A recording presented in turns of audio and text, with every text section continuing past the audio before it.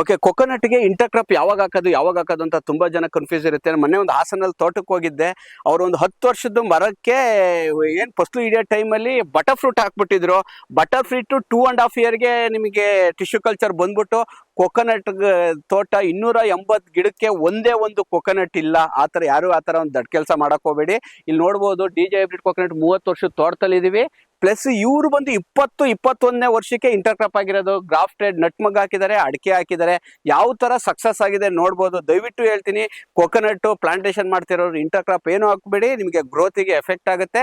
Purely ಕೊಕೊನಟ್ಟೆ ಮಾಡಿ. ಇವ್ರು ನೋಡ್ಬೋದು 40 ದಿನಕ್ಕೆ ಒಂದು ಕೊಕೊನಟ್ ಹಾರ್ವೆಸ್ಟ್ ನಡೀತಾ ಇದೆ. 30 ವರ್ಷದ ಮರ. ಇಲ್ಲಿ ನೋಡ್ಬೋದು ನಿಮಗೆ ಕೊಕೊನಟ್ ಅಲ್ಲೂ ಇನ್ಕಮ್, ಹೈಯೆಸ್ಟ್ ಗ್ರೋಯರ್ ಒಂದು ಇದರಲ್ಲಿ ನಿಮಗೆ ಇದು ಇನ್ಕಮ್, ನಟ್ಮಗಲು ಇನ್ಕಮ್. ಒಂದೊಂದು ಗೊನೆಯಲ್ಲಿ 20ರಿಂದ 25 ಕಾಯಿ ಇದಾವೆ, 50 ಕಾಯಿ, 40 ಕಾಯಿ. ಇಂಟರ್ಕ್ರಾಪ್ ಹಾಕ್ಬೇಕು ಅಂದ್ರೆ ಹೆಂಗ್ ಹಾಕ್ಬೇಕು ಅಂತ ಒಂದು ಪ್ರಾಪರ್ ಗೈಡೆನ್ಸ್ ತಿಳ್ಕೊಳ್ಳಿ. ನೀವು ಸ್ಟಾರ್ಟಿಂಗ್ ಒಂದು DJ ಹೈಬ್ರಿಡ್ ಕೊಕೊನಟ್ ಇಟ್ಟಿರ್ತೀರಾ, ಆಮೇಲೆ ಇಮಿಡಿಯೇಟ್ ಆಗಿ ನೀವು ಇಂಟರ್ಕ್ರಾಪ್ ಹಾಕ್ಬೇಕು ಅಂದ್ರೆ ಹಾರ್ಟಿಕಲ್ಚರ್ ಕ್ರಾಪ್ ಹಾಕ್ಬೇಡಿ. ಒಂದು ಸ್ಟಾರ್ಟಿಂಗು ನಿಮಗೆ ಕೊಕೊನಟ್ಗೆ ಒಂದು ಬನಾನಾ ಫ್ರೆಂಡ್ ಒಂದು 2 ವರ್ಷ ಬನಾನಾ ಹಾಕೊಳ್ಳಿ. ಮಿನಿಮಮ್ ಒಂದು 15-20 ವರ್ಷದವರೆಗೂ ಯಾವುದು ಇಂಟರ್ಕ್ರಾಪ್ ಹಾಕ್ಬೇಡಿ. ಇಂಟರ್ಕ್ರಾಪ್ ಹಾಕ್ಬಿಟ್ರೆ ಆಮೇಲೆ ಕೊಕೊನಟ್ ಬಂದು ಡಾಮಿನೇಟ್ ಆಗುತ್ತೆ. ಬಟರ್ ಫ್ರೂಟ್ ಹಾಕ್ತೀನಿ, ಅದಾಗ್ತೀನಿ ಅಂತ ಹಾಕಕ್ ಹೋಗ್ಬೇಡಿ. ಇದು ನೋಡ್ಬೋದು 30 ವರ್ಷದ ಮರ ಇದು. ಇವಾಗ ಇಂಟರ್ಕ್ರಾಪ್ ಹಾಕಿದ್ದಾರೆ ಇವರು.